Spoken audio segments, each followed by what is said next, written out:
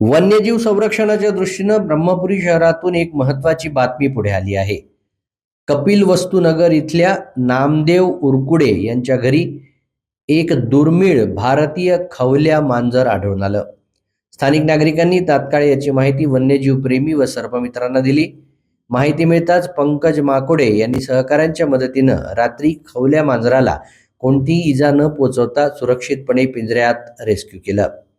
Brahmpuri one विभागात अधिवासाच्या ठिकाणी जिवंत खवल्या मांजराला रेस्क्यू करण्याची ही पहिलीच नोंद आहे. रेस्क्यू केल्यानंतर प्राण्याला तात्काळ उत्तर ब्रह्मपुरीचे वनपरिक्षेत्र अधिकारी यांच्या उपस्थितीत वन विभागाच्या स्वाधीन करण्यात आलं. वन्यजीव संरक्षण कायद्यानुसार हा अत्यंत महत्त्वाचा दुर्मिळ प्राणी असून डॉक्टरांच्या तपासणीनंतर त्याला सुरक्षितपणे नैसर्गिक अधिवासात सोडण्यात येणार आहे.